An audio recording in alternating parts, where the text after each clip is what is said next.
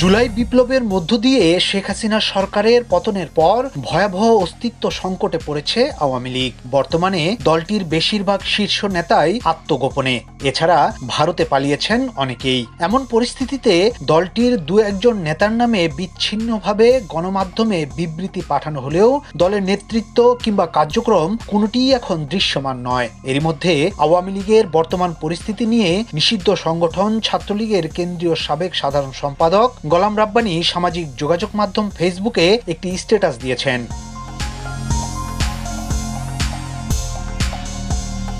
ফেসবুকে দেয়া স্ট্যাটাসে রাব্বানী লেখেন, আওয়ামী লীগকে এটা নিশ্চিতভাবেই উপলব্ধি করতে হবে উল্লেখযোগ্য উন্নয়ন ও ভালো কাজের পাশাপাশি দীর্ঘদিন সরকারি ক্ষমতার বলয়ে থেকে তাদের শরীরে নানা অনিয়ম, দুর্নীতি, স্বজনপ্রীতি, গণতান্ত্রিক মূল্যবোধ হ্রাস, জন ও কর্মবিচ্ছিন্নতার বিস্ফোরা ও ক্ষত দৃশ্যমান। আওয়ামী লীগকে এককালে মন থেকে ভালোবেসে সমর্থন করা মানুষও তাই সংক্রমণ শঙ্কায় কাছে ঘেঁষতে খানিক নিরুৎসাহিত ও দ্বিধান্বিত।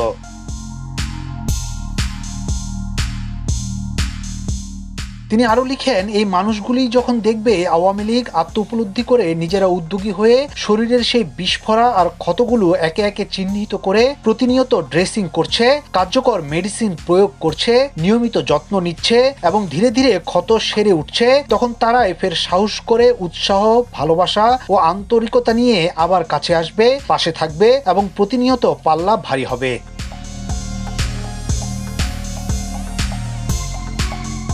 স্ট্যাটাসে তিনি লিখেন, মনে রাখতে হবে আত্মশুদ্ধির কাজে কোনো নেতা নেই, নেতৃত্ব দেওয়ার কেউ নেই। নিজের বিবেককেই নেতা, বিবেকের তাড়নাতে তৃণমূল নেতাকর্মীদের সম্মিলিতভাবে দলের ভেতরে থাকা দুর্নীতিবাজ, সুবিধাবাদী ও অন্যায়কারীদের বিরুদ্ধে আওয়াজ তুলতে হবে। জন ও কর্মী বিচ্ছিন্ন নেতৃত্বকে অবশ্যই আলবিদা জানাতে হবে।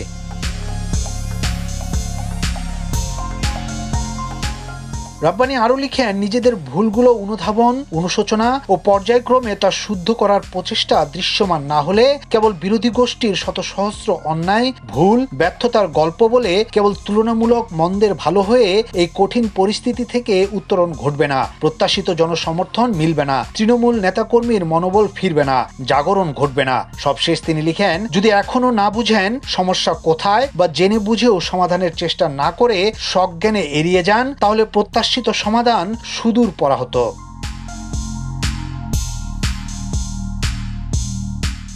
ইয়াসিন আলী, সোনালী নিউজ, ঢাকা।